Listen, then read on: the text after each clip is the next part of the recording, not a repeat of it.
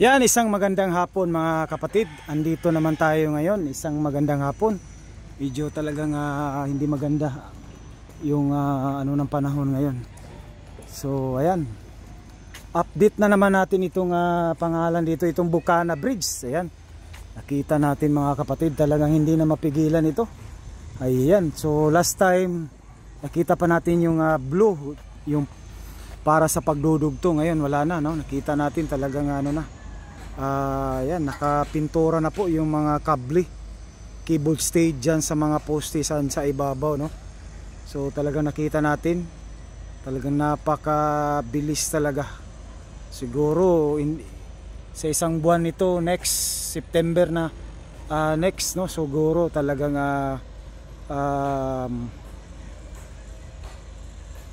matatapos na ito dahil po ay kita natin napakadami po, no, nang nagtatrabaho. Ayan, so medyo paulan na ngayon. Kita natin dun sa kabila, oh.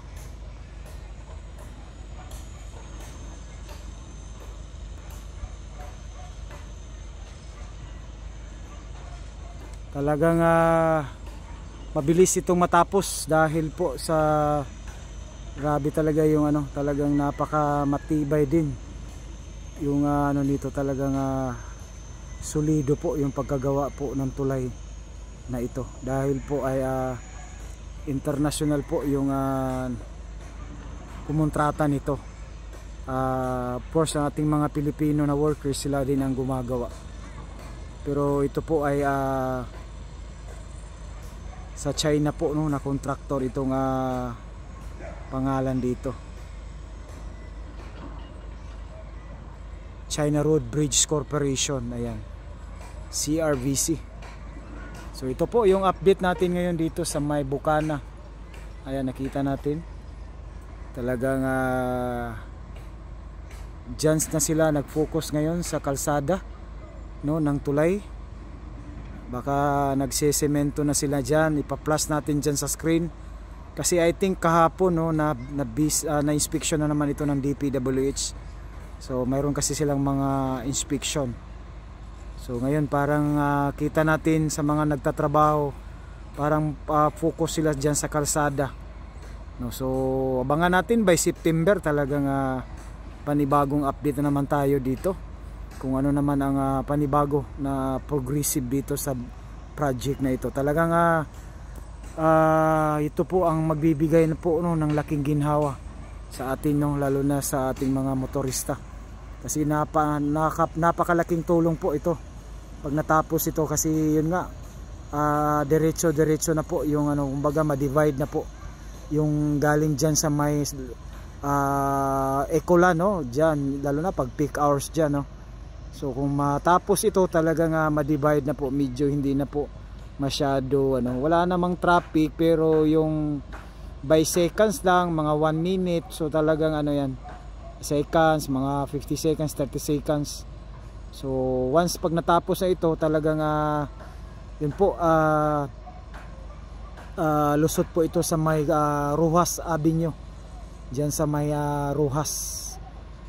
Update din natin yung Rojas, no, kung ano nang update doon sa sunod natin na update, no, kasi dyan po yung rotonda exit po. So ayan, no, kita natin mga kapatid, talagang napakaraming nagtatrabaho dito. Ayan,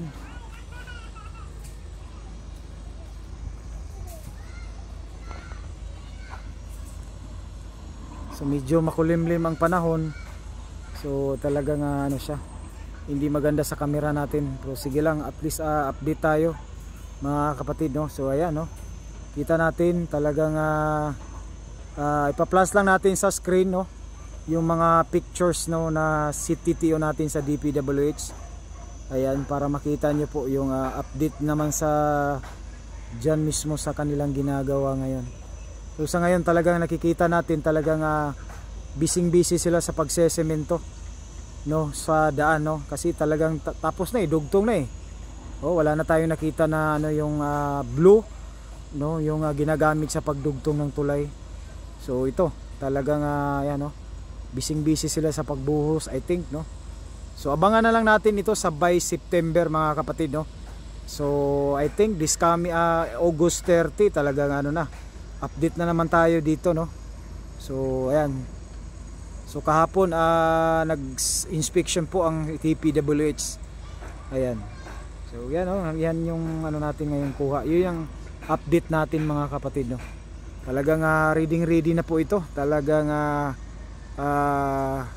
December madadaanan na talaga ito. Ayan. So pag pre natin sana matapos na rin yung sa may Rojas Avenue, lalo na dun sa may ginagawa nilang ano. Bibisitahin din natin yung sa box culvert. Kasi yun po ang pinaka ano nila bago sila magawa ng daan dyan sa may Rojas. Kasi tapos na po yung rotonda dyan. Yung ano na lang, yung pangalan dyan, yung box culvert. So yung ginawa nila ngayon dyan, update natin yun. Parang ano na lang, yun na rin yun, no? Yung magdugtong. So update natin yun, yung box culvert nila. Pero so far sa nadaanan natin doon, parang dito banda sa may Rojas talagang nag-aabuno na sila, ano. So talagang preparation na po yun para sa daan. So tingnan na lang natin sa ating next update, no, kung ano ang mga pagbabago kaganapan doon. So ito po, no, so ito yung update natin dyan sa ating mga Ruilpi. Ayan. So pag hindi tayo nag-upload dito sa ating ano, dito sa ating Ruilpi, doon po tayo sa Elroy Mix, no. Akin po kasi yung second channel natin, yung Elroy Mix.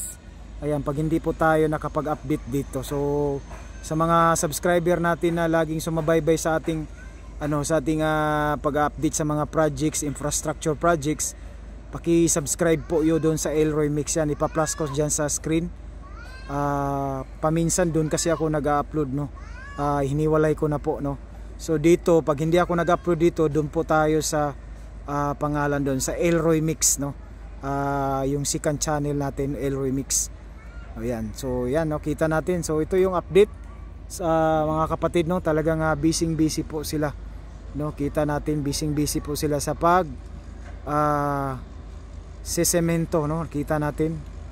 Ayan.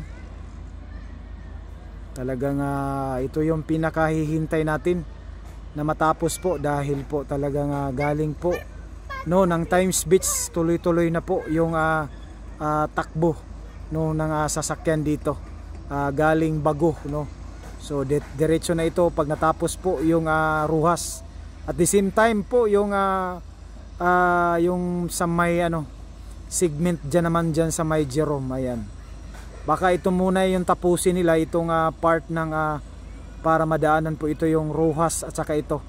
So baka sa next, hindi lang natin alam, pero yung sa may Magsaysay talagang ready na po yun.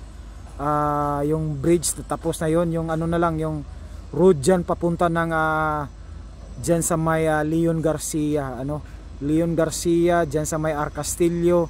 So ongoing pa po yung mga ano trabaho, lalo na dyan sa may San Juan.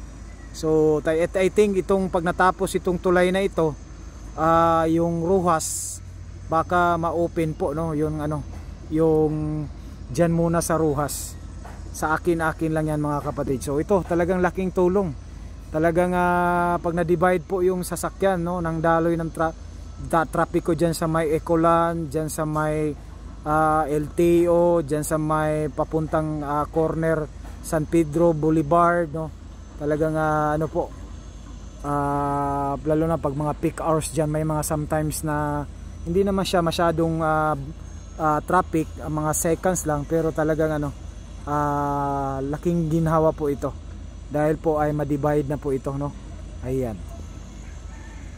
So tuloy-tuloy na po ito dyan sa may ano, dyan sa may abangan na natin dyan sa may part ng Magsaysay, no.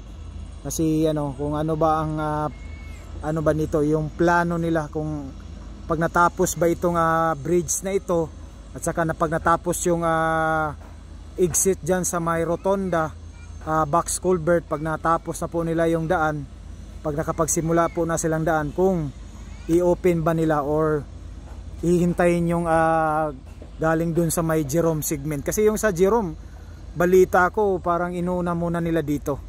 So nag-visit tayo doon, nung nag-update tayo, wala tayong nakitang na nagtatrabaho. Diyan muna sila sa may Arcastillo, San Juan, no? Busy sila dyan. Lalong-lalo na dyan sa Leon Garcia at saka dyan sa may pagitan po, no, ng Magsaysay Bridge, dyan sa may Leon Garcia. So ayan, no.